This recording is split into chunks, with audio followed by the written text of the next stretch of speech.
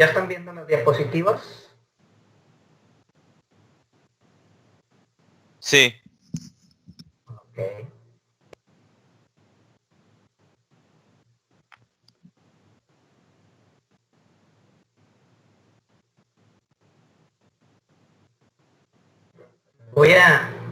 Hay muy poquita gente conectada. Voy a esperarme un minutito nada más para esperar a que se conecten más. ¿Cómo van con nosotros, con las otras materias?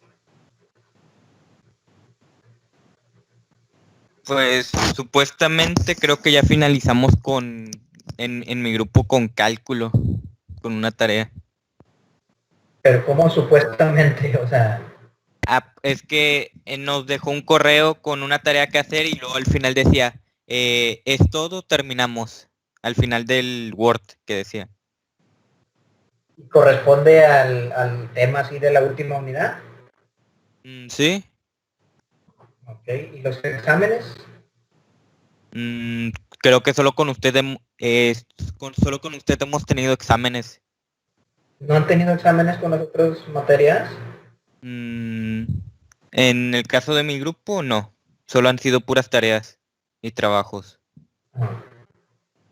Y les informaron los maestros que los van a calificar así con puros trabajos. ¿Cómo? O sea, les informaron que los van a evaluar solo con trabajos.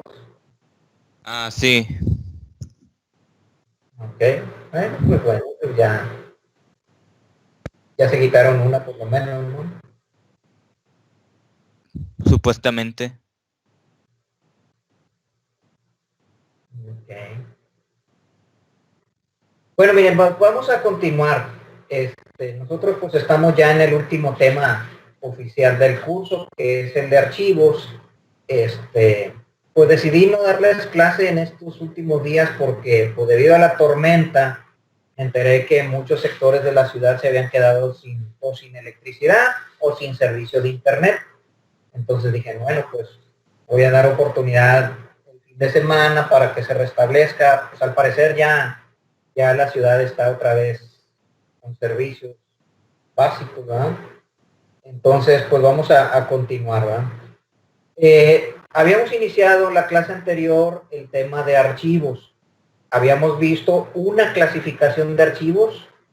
Les voy a mostrar la diapositiva en la que nos quedamos, que era esta, donde habíamos clasificado archivos de acuerdo al contenido. En ese sentido, les comenté que hay archivos de texto y hay archivos binarios. Los archivos de texto son aquellos en que los datos se graban con su representación textual, de tal manera que ese tipo de archivos tú los puedes abrir y leer en cualquier editor de texto, ¿eh?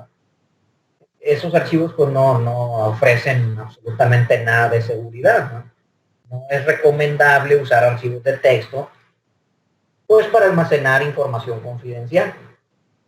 Para eso hay otro tipo de archivos conocidos como archivos binarios, donde el archivo almacena los datos con su representación binaria, de tal manera que si ese tipo de archivos los abres en un editor de texto, pues no vas a apreciar así realmente lo que está almacenado. Les hice una muestra ahí, ¿se acuerdan de que abrimos un archivo binario y se veían puros símbolos raros? Entonces, esa es una clasificación de archivos de acuerdo al contenido. Pero hay otros tipos de clasificaciones de archivos, por ejemplo, de acuerdo al modo de acceso. Déjenme les comento como dato histórico. Hubo un tiempo en la retícula de sistemas del TEC que se ofrecía una materia que se llamaba administración de archivos. Yo impartí esa materia por muchos años. En esa materia, todo el semestre nos la pasábamos viendo archivos. Desde que empezaba la materia hasta que terminaba, todo el curso era de puros archivos. Entonces, hay muchos tipos de archivos, hay muchas organizaciones de archivos también, de organizar los datos dentro de los archivos. Hay muchas aplicaciones que se pueden ejecutar con archivos. Entonces, aquí en esta unidad no vamos a verlos todos. Digamos que hice una especie de resumen de lo más importante que necesitamos saber de los archivos. y pues concluye en esto que les estoy explicando. Ahora vamos a ver los tipos de archivos de acuerdo al modo de acceso.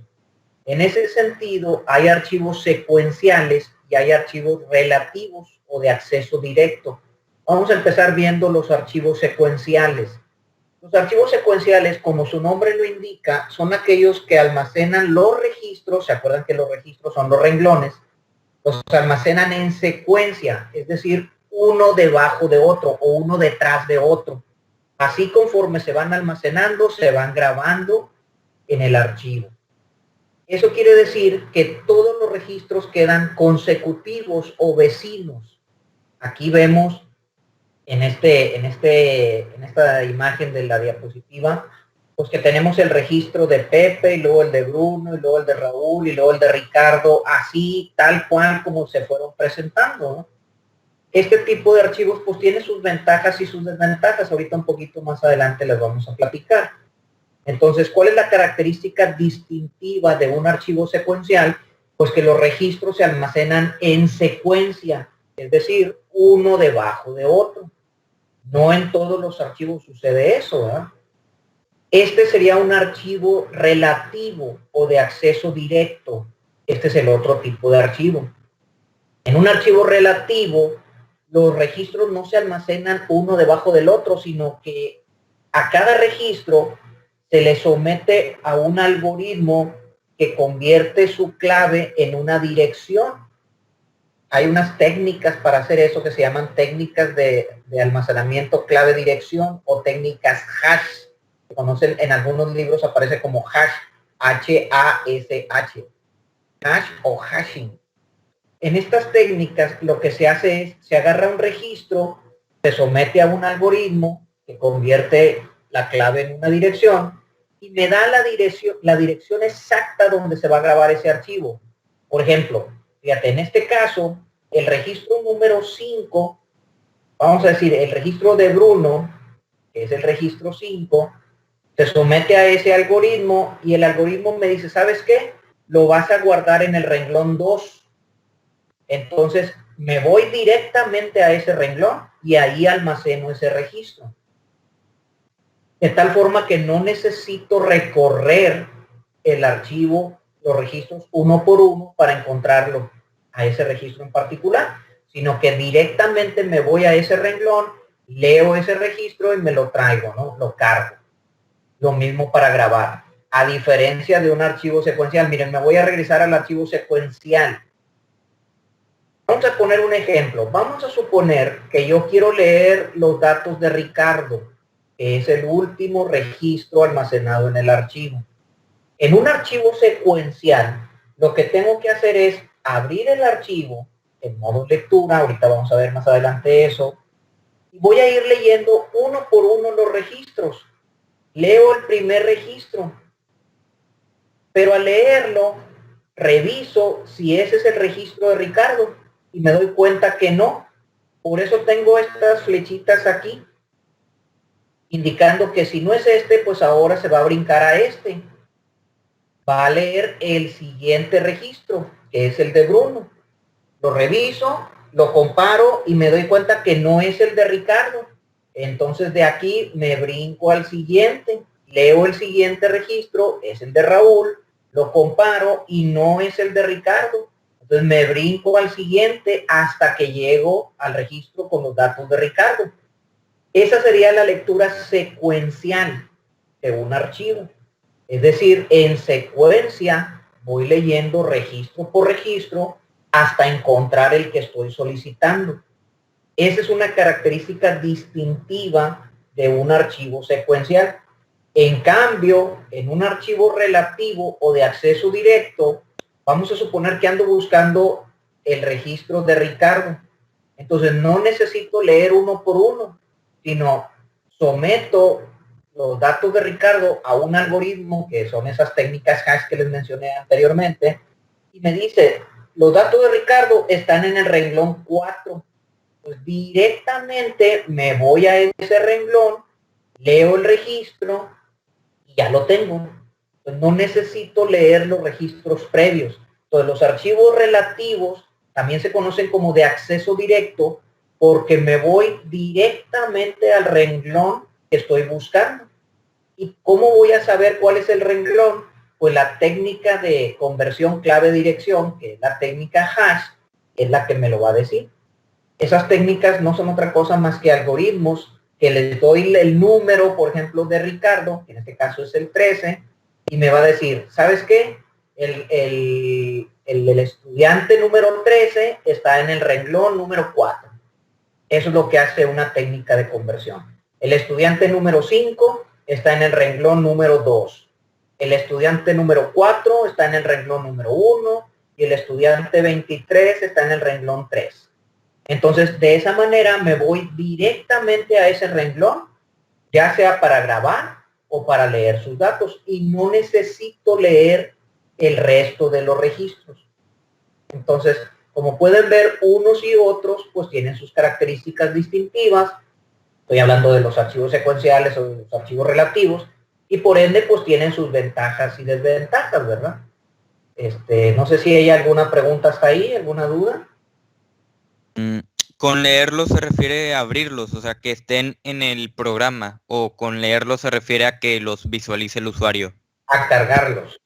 Acuérdate que cargarlos significa voy al archivo, abro el archivo, leo los datos y me los traigo a la memoria para que el usuario los pueda visualizar y modificar, ¿verdad? O utilizar.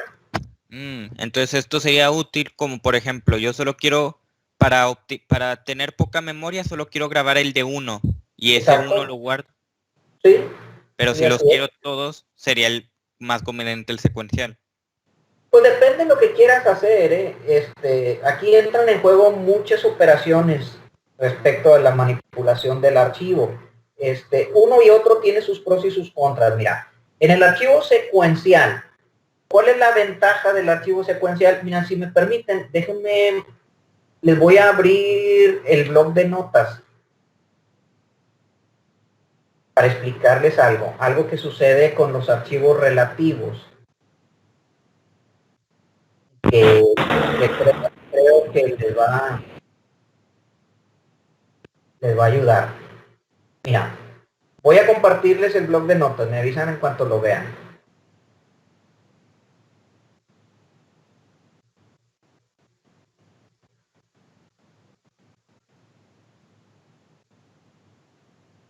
¿Ya lo tienen? ¿Me escuchan? Ya. Yeah. Mira, vamos a suponer que aquí tengo el renglón 0 y aquí está el registro 0. ¿Sí? Lo del 1 y aquí está el registro 1. En un archivo secuencial, si llegara un nuevo registro, pues lo voy a almacenar en el 2 y aquí almaceno sus datos. Estos son los datos. Si llega un nuevo registro, lo almaceno aquí en el 3. Aquí almaceno sus datos. Es decir, conforme van llegando, simplemente los voy agregando al final. ¿Ok? Si llegara uno nuevo, pues aquí estaría en el 4. Y así sucesivamente. El siguiente en el 5. Entonces, se van grabando los registros uno debajo del otro. ¿Ok? Así sería. Pero vamos a suponer que lo hago en un archivo relativo. Si fuera en un archivo relativo,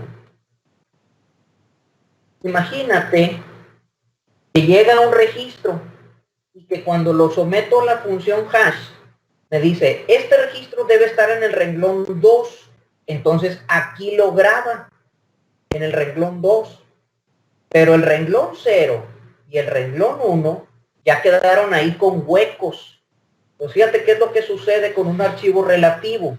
En realidad, ahorita, así como lo estoy mostrando en este ejemplo, solamente tengo un registro almacenado en el archivo, porque nada más he grabado uno, pero en realidad estoy ocupando el espacio de 3, porque aunque el renglón 0 y el renglón 1 estén vacíos, están ocupando espacio en el archivo.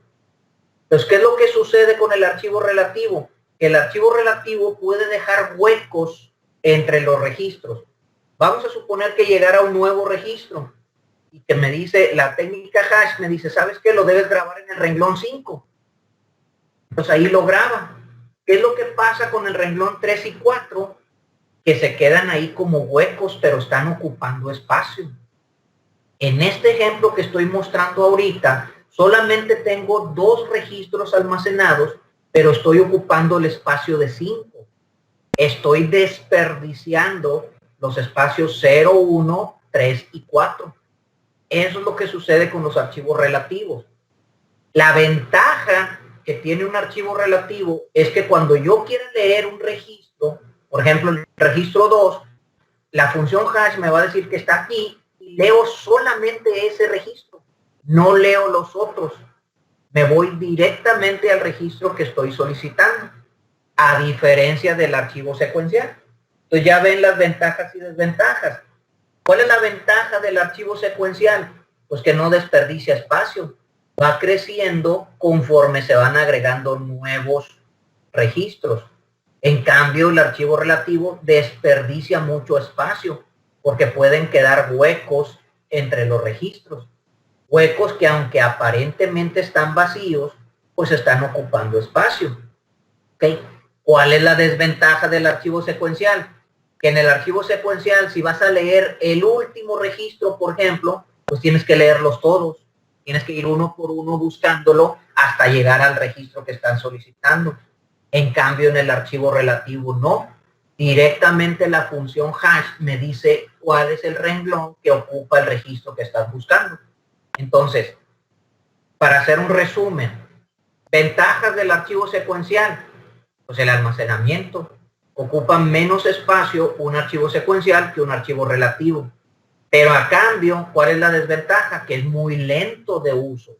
Es mucho más rápido usar un archivo relativo que un archivo secuencial. ¿Ok? ¿Quedó claro? ¿Alguna pregunta? Hay que andar cuidando, no andar usando espacio porque luego se nos acumula la memoria. Porque se llena, acuérdate que esto se almacena en el disco duro, ¿no? O en un dispositivo de almacenamiento secundario. Entonces, si estás limitado de espacio en tu disco duro, pues el archivo relativo te va a desperdiciar muchísimo espacio, ¿no? ¿Algo más?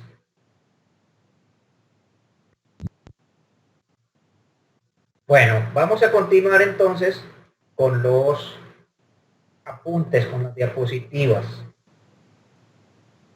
Me avisan en cuanto vean las diapositivas.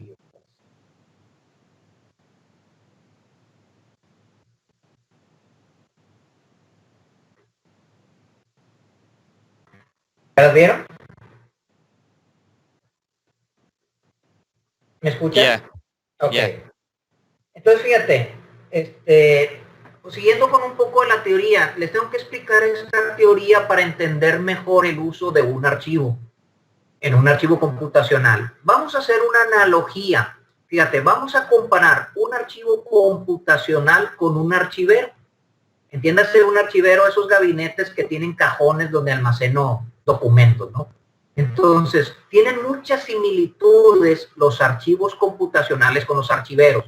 Por ejemplo, si yo ando buscando algún documento en particular en un archivero, pues necesito saber primero en cuál archivero está y en cuál cajón. Y necesito saber cómo voy a recorrer el cajón para encontrar ese documento en particular. Lo mismo sucede con un archivo computacional. Necesito saber la base de datos, por ejemplo. Acuérdense que la base de datos es un conjunto de archivos relacionados. Necesito saber cuál es la base de datos, ¿sí? Y luego en cuál archivo particular de esa base de datos está, ¿no? Por ejemplo, si ando buscando los datos de un estudiante en el TEC, imagínate que el TEC pues tenga muchas bases de datos como sucede, ¿no? En el sistema de control escolar pues está la base de datos de control escolar donde están los archivos de profesores, de estudiantes, de materias, ¿sí? Pero también hay base de datos, por ejemplo, de los productos que compra el TEC en el departamento de compras. Entonces, pues obviamente los datos de los estudiantes no los voy a buscar en la base de datos de compras, los voy a buscar en la base de datos de control escolar. Y dentro de la base de datos de control escolar, pues lo voy a buscar en el archivo de estudiantes, no lo voy a buscar en el archivo de materias o de profesores. Entonces, esa es la relación que tiene un archivero con un archivo computacional. Siguiente, necesito saber el lugar exacto donde se encuentra la información. En un archivero, acuérdense que el archivero regularmente trae varios cajones. Algunos traen 3 o 4 cajones. Y cada uno de esos cajones pues tiene la información bien ordenada, ¿no? Bien clasificada. En un archivo computacional sucede algo semejante. Por eso se recomienda que los archivos tengan datos relacionados con un objeto de interés nada más. O sea, en un archivo no conviene que almacenes datos de los profesores y de los estudiantes revueltos, porque a la mera hora no vas a saber cuál es profesor y cuál es estudiante. No conviene que tengas varios tipos de objetos de interés, solamente uno. Que tengas un archivo solamente para estudiantes, otro archivo solamente para datos de profesores y otro archivo solamente para las materias, ¿no? De esa manera los estás organizando. ¿Qué operaciones se pueden realizar? Esto es muy importante. Fíjate, ¿qué puedes hacer en un archivero? En un archivero solamente puedes hacer dos cosas. O le puedes agregar o le puedes extraer documentos de las carpetas. Es todo lo que puedes hacer. ¿Sí? Lo mismo sucede en un archivo computacional. Por increíble que parezca, pero un archivo computacional solamente tiene dos operaciones. O se puede leer o se puede escribir. Ojo, es muy importante lo siguiente. Sí se puede borrar de un archivo computacional, pero es un truco de una combinación de lectura y escritura. Las dos operaciones básicas que tienen los archivos son solamente leer o escribir. El resto de las operaciones se hacen como una combinación de estas dos, como trucos. Ahorita más adelante les voy a explicar cómo, ¿no? Pero es lo mismo que con un archivero. En un archivero tú solamente o le puedes agregar un documento o lo puedes extraer para consultarlo.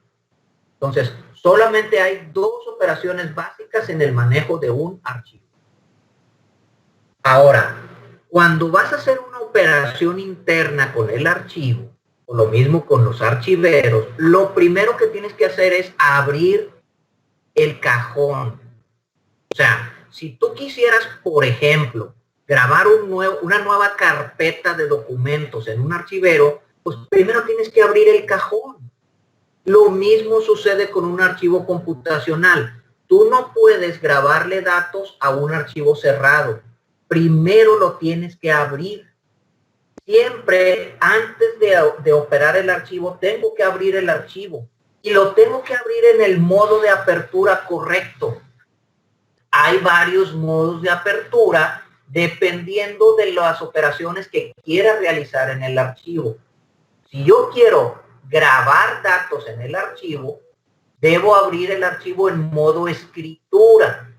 Pero si quiero solamente consultar datos, lo voy a abrir el archivo en modo lectura. Hay otros modos, ahorita más adelante los vamos a ver, pero esos son los dos básicos. Entonces, dependiendo de las operaciones que vayas a realizar en el archivo, es el modo de apertura que vas a usar. Es lo mismo que con el archivero. Yo no puedo manipular las carpetas de un cajón si el cajón está cerrado, ¿no? Desde luego. Primero tengo que abrir el cajón. Ahora, clasificación de los datos. Habrán notado que cuando abres un cajón de un archivero, algunos tienen como unos separadores o unas pestañas para identificar las carpetas. Eso facilita la organización de las carpetas y de los documentos, ¿no? Y por lo tanto, eso me va a ayudar, ya sea al momento de almacenar algo o al momento de extraer un documento en particular. A eso se le llama la clasificación de los datos o la organización del archivo. Los datos en un archivo computacional se pueden almacenar de muchas formas diferentes. Hace rato les comentaba que anteriormente se ofrecía una materia que se llamaba administración de archivos. Yo impartí esa materia por muchos años ahí en el TEC. Entonces, en esa materia veíamos muchas formas diferentes de organizar los archivos. En cada unidad veías una forma diferente y hacíamos aplicaciones de esa forma, ¿no? De esa organización de los archivos. Dependiendo de cómo organices los datos en el archivo, pues son las operaciones que se te van a facilitar o a dificultar. Ciertas organizaciones de archivos se prestan para hacer ciertas operaciones con ellos, ¿no? Entonces, hay muchas formas diferentes de organizar los datos en un archivo, que no es otra cosa más que clasificarlos para que me faciliten el manejo de los datos dentro del archivo. Luego, es importante cerrar los archivos. Cuando tú vas a buscar algo en un archivero, pues obviamente primero localizas el archivero, identificas el cajón, abres el cajón. Una vez abierto el cajón, comienzas a buscar la carpeta, sacas la carpeta, pero no dejes el cajón abierto, porque al dejarlo abierto, corres el riesgo de que se dañe la información. Vamos a poner ejemplos, ¿no? Yo dejo el cajón abierto y imagínate que en ese momento pues hay un siniestro, hay un ventarrón y pues se me vuelan todos los papeles, ¿no? Estoy exagerando el ejemplo, pero es válido.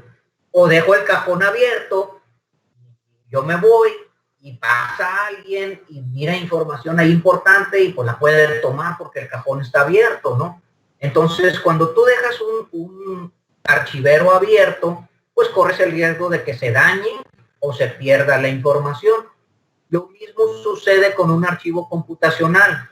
Cuando tú dejas de usar un archivo, es importante cerrarlo, porque de esa forma, digamos que le pones un nivel extra de seguridad. No es totalmente seguro, pero es una forma de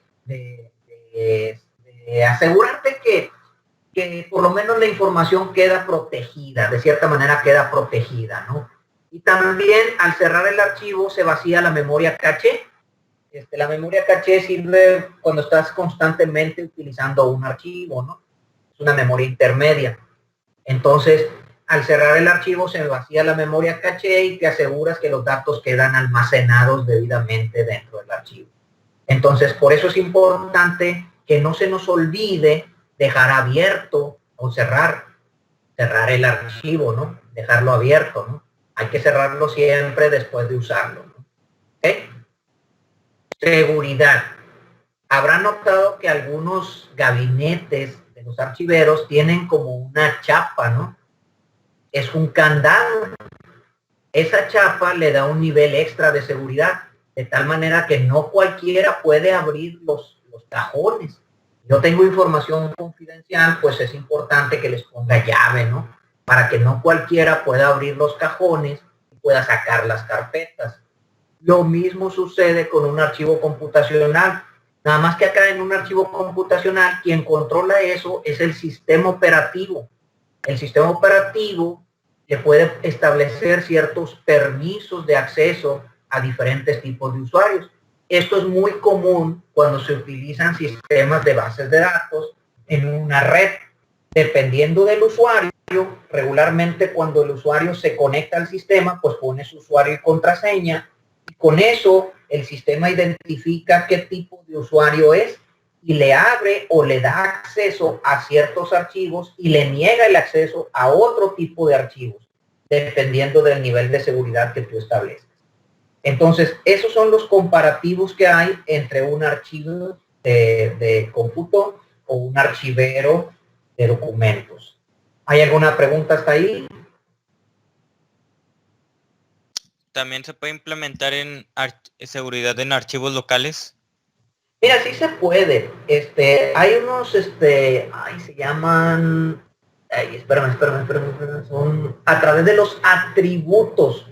No sé si han visto, de repente, hagan un experimento a un archivo que quieran, denle el botón derecho y luego váyanse a propiedades y vienen por ahí unas pestañitas que dicen seguridad.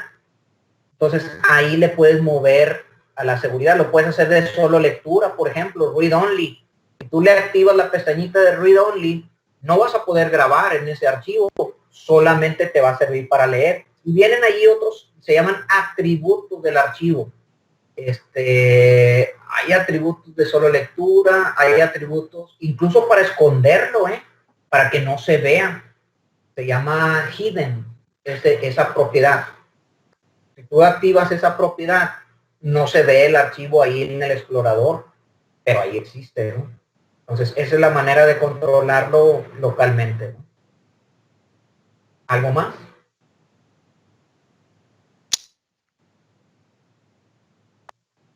Bueno, seguimos. Miren, para manejar archivos computacionales, pues necesito definir el nombre. El nombre del archivo lo voy a controlar a través de una variable de tipo string. Y voy a poner doble diagonal para separar las rutas, las carpetas de la ruta, ¿no? Se puede usar de dos formas el nombre del archivo. Una es con doble diagonal para separar las carpetas de la ruta, y otra es usando una cadena verbatim. La cadena verbatim se utiliza o se identifica por el símbolo de la arroba. Miren, vamos a ver este ejemplo. En esta diapositiva les estoy mostrando primero una cadena normal. Esta es una cadena normal. Estoy manejando una variable de tipo string, le puse nombre de archivo y vamos a suponer que mi archivo está dentro de la unidad C, por eso dice al principio C dos puntos aquí. Está dentro de la carpeta datos, dentro de la carpeta no sirven, y mi archivo se llama archivo.txt. Noten que en este ejemplo las carpetas están separadas con doble diagonal. ¿Por qué no se puede usar una sola diagonal? Porque acuérdense que una sola diagonal representa una secuencia de escape. Entonces se puede confundir. Por eso se ocupa doble diagonal. Entonces, este es el nombre de un archivo.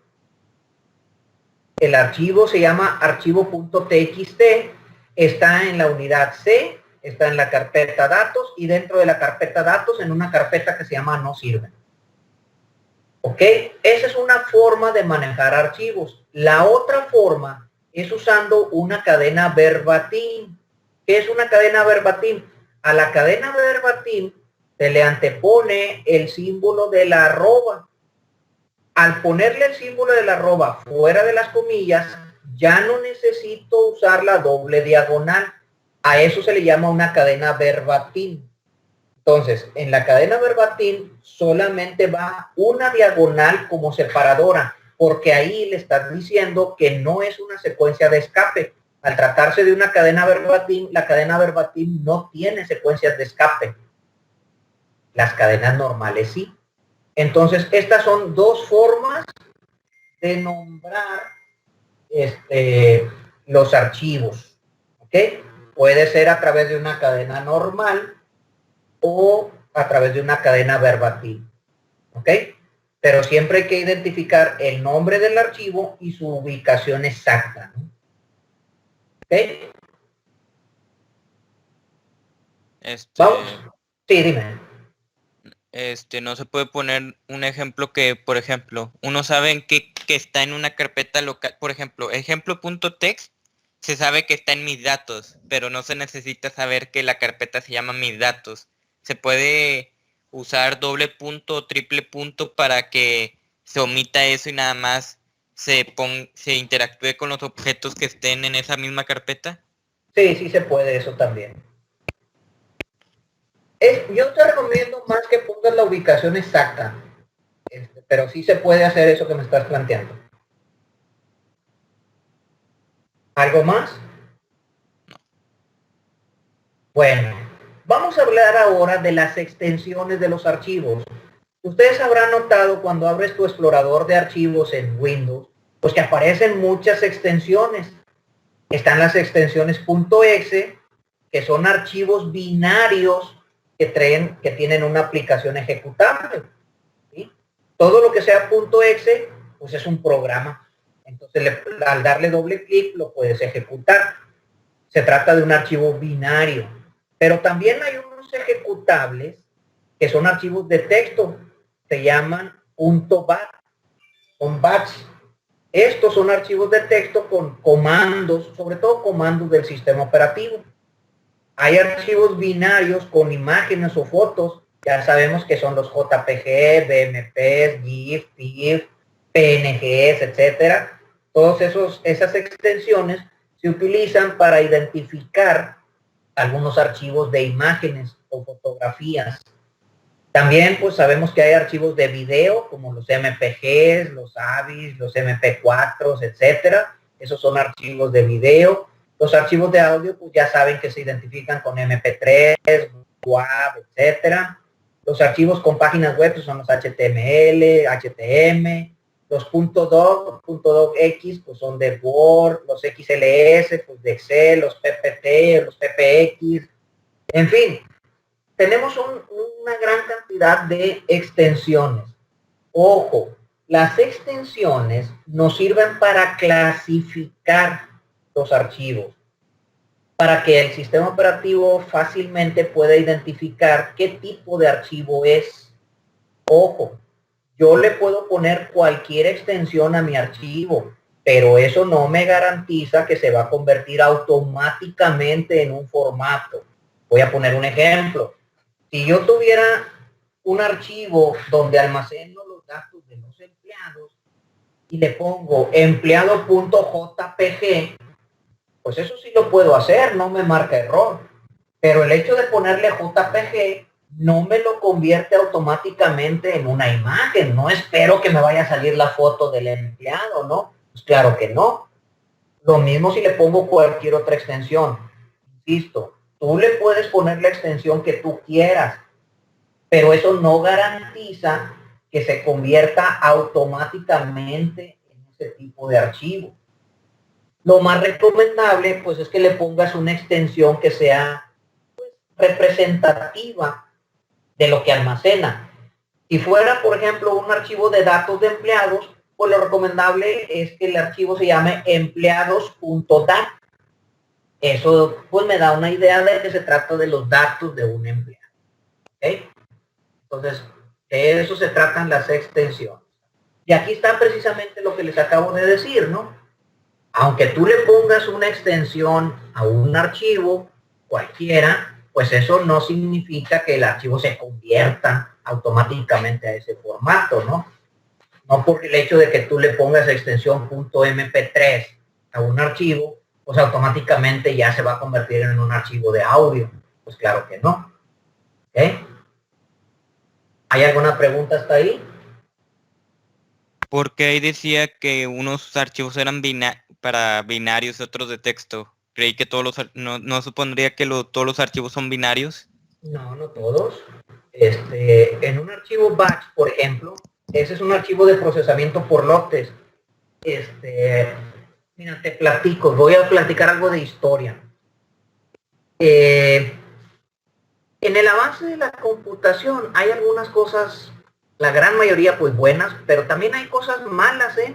Les voy a platicar una mala que a ustedes les está tocando. En mi época de estudiante, por ejemplo, fueron los orígenes del Windows, pero a mí, por ejemplo, me tocó incluso usar el sistema operativo antecesor a Windows, que era el MS2. En el MS2, los usuarios tecleábamos todos los comandos. No existía el mouse, no existía Windows todavía. Entonces, para poder copiar, por ejemplo, un archivo en un disquete, que eran los que se usaban en aquel entonces, nosotros teníamos que usar un comando que se llama copy. Para crear una carpeta, por ejemplo, nosotros teníamos que hacerla a través de un comando md, make directory, md. Y así, o sea, había muchos comandos, obviamente, ¿verdad? Entonces, ahora ustedes, la gran mayoría de los estudiantes no sabe usar los comandos. Le estoy hablando ahora cuando te sales al MS2 prompt o al símbolo del sistema, lo que se llama el símbolo del sistema, ahora en Windows. Ustedes se salen al símbolo del sistema y la gran mayoría no saben moverse ahí, porque todos están acostumbrados a usarlo con el mouse. a copiar archivos, a borrarlos, a moverlos de una carpeta a otra, a abrirlos, todo lo hacen con el mouse. A la gran mayoría de los estudiantes actuales, si les quitas el mouse, no saben usar una computadora.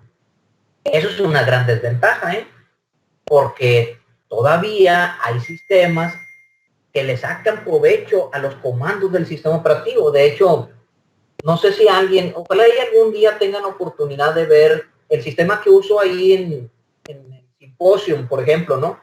Para los pagos y para las camisas y eso. Ese sistema pues está hecho en un lenguaje de alto nivel, pero a pesar de eso utilizo muchos comandos del sistema operativo. Yo le saco mucho provecho a eso.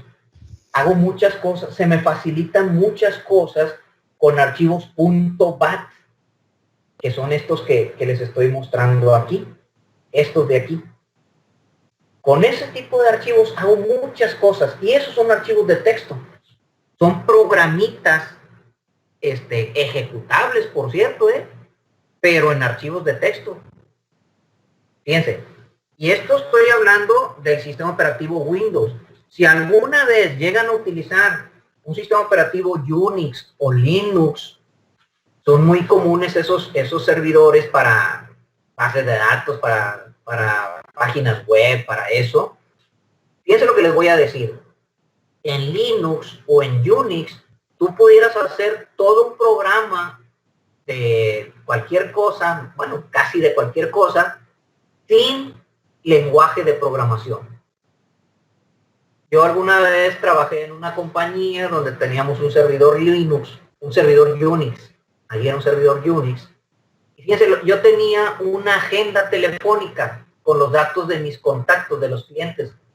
Y hacía altas, bajas, modificaciones, consultas. Y todo eso lo hacía sin lenguaje de programación, con puros archivos batch. En Unix son poderosísimos los archivos batch.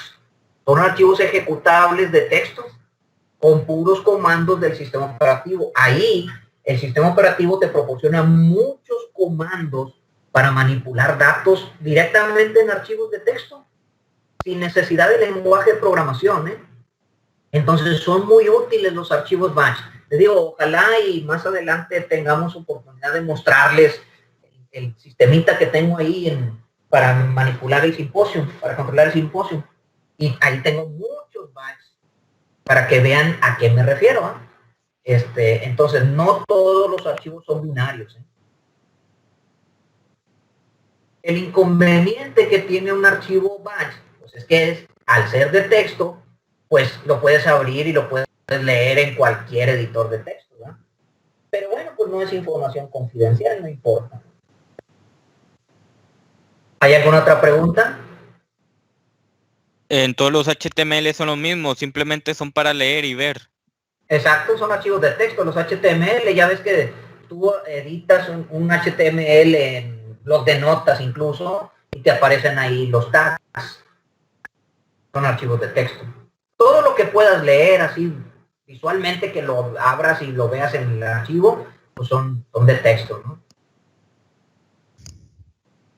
¿Ok? Ok. Bueno, continuamos. ¿Qué es un flujo? Ya vamos a entrar ahora sí en materia de programación. Fíjate, si tú quieres un programa en C# que maneje un archivo, acuérdate que el archivo está almacenado en un dispositivo de almacenamiento secundario, ya sea el disco duro, ya sea una memoria USB, puede ser un CD, puede ser una cinta, puede ser un tape, puede ser muchas cosas, ¿no? Entonces, yo necesito que mi programa se comunique con ese archivo. Para comunicarse necesito un canal de comunicación. Ese canal se conoce con el nombre de flujo. Eso es un flujo. En inglés se conoce como un stream. Entonces yo necesito establecer un vínculo entre mi programa y el archivo. Entonces ese vínculo lo voy a lograr a través de un flujo. Aquí está. Vean cómo del lado izquierdo está la computadora donde está mi programa, Aquí está mi programa y del lado derecho está el archivo. Recuerden que el archivo regularmente se representa con un cilindro, ¿no? Entonces acá está el archivo. Entonces aquí yo necesito un flujo para que mi aplicación grabe datos en el archivo. Y necesito otro flujo que sea de lectura para que mi aplicación lea los datos de ese archivo. Entonces, para poder comunicarme con mi archivo necesito flujos. Dependiendo del tipo de operación que voy a hacer con el archivo, pues es el flujo que voy a utilizar. Recuerden que solamente hay dos operaciones con los archivos, o lectura o escritura. Solamente puedo o leer del archivo o escribir o grabar datos en el archivo, ¿no? Aquí está, mira. Entonces, yo necesito, acuérdense, si voy a utilizar un archivo, necesito primero abrirlo. Aquí está mi programa en C#, mi aplicación. Entonces, para poder abrir el archivo, en realidad no es mi aplicación quien lo hace, en realidad lo hace el sistema operativo. Yo lo que hago es, le doy la orden al sistema operativo para que abra ese archivo. Para poder darle esa orden, necesito especificarle el nombre del archivo, ya sea en una cadena normal o en una cadena verbatim, el modo de apertura y el tipo de acceso que voy a hacer con ese archivo. O sea, ejemplo, yo le digo al sistema operativo, aquí está el sistema operativo, le digo, abre este archivo que se llama c:2 diagonal empleado.dat, ábrelo en modo escritura, por ejemplo. Entonces, el sistema operativo establece este vínculo con el archivo, establece el flujo. Es el sistema operativo quien establece el flujo. Y a través de ese flujo le da acceso a mi aplicación. En este ejemplo, pues es un flujo de lectura. Entonces le estoy diciendo, abre el archivo c:2 diagonal empleados.dat en modo solo lectura. Entonces, el sistema operativo se conecta con ese archivo y a mí, a través del flujo, me da acceso a ese archivo. Así es como funciona. Entonces, no es directamente la aplicación la que estaría conectándose con el archivo, sino siempre está como intermediario el sistema operativo. En nuestro caso, pues Windows, ¿no? Entonces, yo nada más le mando a Windows el nombre del archivo, el modo de apertura y el modo de acceso. El sistema operativo busca ese archivo en el disco duro, lo localiza, lo abre y al abrirlo me brinda a mí un flujo a través del cual me voy a conectar o comunicar con ese archivo. Así es como funciona. ¿Ok? ¿Hay alguna pregunta hasta ahí? Me imagino que en C# hay una librería System para los archivos para hacer eso. Ahí está el espacio de nombre system.io. IO significa input output y ahí es donde están todas las clases relacionadas con archivos. De hecho, eso lo voy a explicar más adelante. ¿Ok? Sí. ¿Algo más? Entonces, ¿cuáles serían las actividades que debo realizar para grabar datos en un archivo? Lo primero que tengo que hacer, pues, es abrir el archivo. Acuérdense, no puedo grabar datos si el archivo está cerrado. Es como si quisiera almacenar una carpeta en un cajón cerrado. Tengo que abrir el archivo y al abrirlo, si quiero grabar, debo abrirlo en modo escritura. En modo escritura, porque hay varios modos de abrir el archivo. Al abrirlo en el modo escritura, debo asegurarme que si el archivo no existe, si fuera la primera vez, pues el archivo obviamente no existe, entonces debe crearse. Esto es muy importante, ¿eh? Si el archivo no existiera, debe crearse la primera vez, pero solamente la primera vez, ¿ok? Una vez abierto el archivo, el paso número 2, pues es escribir en el archivo.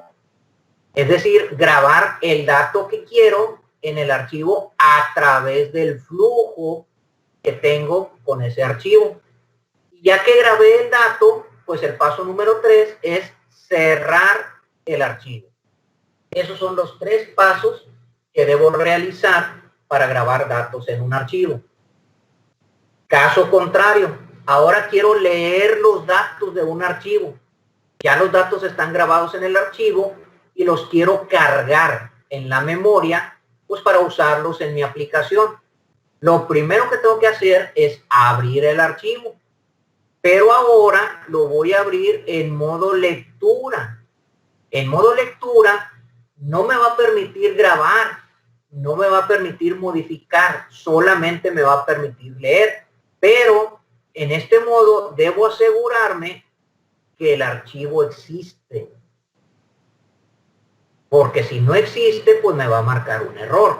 ¿Cómo intento leer datos de un archivo que no existe? ¿Verdad? Entonces, primero abro el archivo en modo lectura. Ya que está abierto, pues ya tengo establecido el flujo. Entonces, ahora sí comienzo a leer. Leo los datos, pues en caso de un archivo secuencial, por ejemplo, hasta llegar al final del archivo.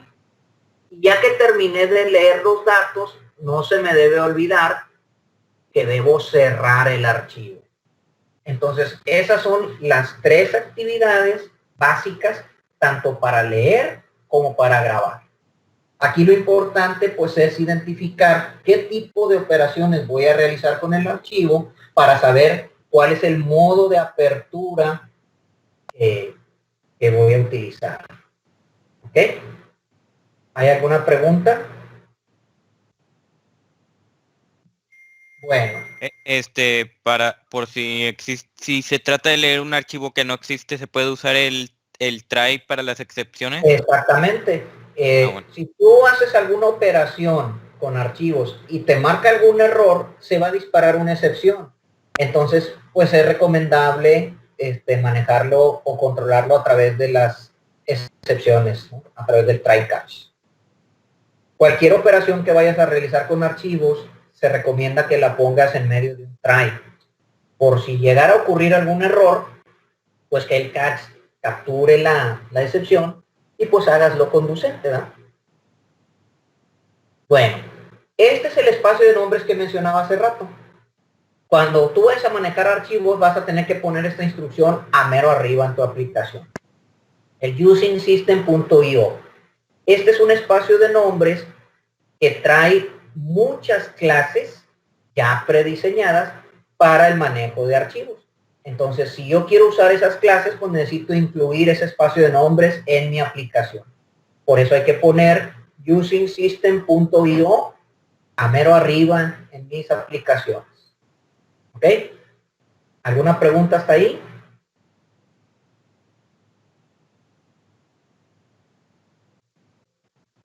Bueno, si no hay preguntas, ahí le vamos a dejar por el día de hoy. Mañana vamos a continuar, ya voy a ir entrando en materia un poquito más técnica de programación. Ya acabamos un poquito la teoría. Vayan dándole un repaso si quieren para ir familiarizándose con los conceptos. Y mañana les voy a explicar cuáles son las clases que trae el system.io con las cuales vamos a manejar nuestros archivos. Ya vamos a comenzar a hacer algunos programitas que manejen archivos. ¿Ok? Si no hay más preguntas, pues nos vemos mañana. Una duda. Sí, dime. Entonces es imposible borrar cosas o datos de los archivos. Mira, no es imposible. Lo que pasa es que no es una operación básica. La realizas a través de un conjunto de operaciones. Las únicas 2 operaciones básicas que hay son o leer o escribir. Sí se puede borrar, pero son trucos. Un poquito más adelante les voy a explicar cómo se hacen esos trucos, porque hay varias formas de hacerlo. En esa materia que les digo de administración de archivos, pues manejamos muchos trucos para borrar datos de un archivo. Aquí no vamos a alcanzar a ver todo eso, porque pues, imagínate, si antes lo veíamos en todo un semestre, pues ahorita en una sola unidad no lo vamos a hacer. Aquí vamos a ver lo más elemental. Pero si gustan les explico cómo se hace, cómo se hacía eso, ¿no? Podemos hacer aquí algún truquito de cómo borrar datos de un archivo. ¿Eh? ¿Algo más? No. por mi parte sería todo. Bueno, si no hay más dudas, pues nos vemos mañana a las 10 para continuar con las clases, ahora sí, del manejo de archivos. ¿Ok? Si surgiera alguna duda, pues me la ponen ahí en el chat. Nos vemos mañana.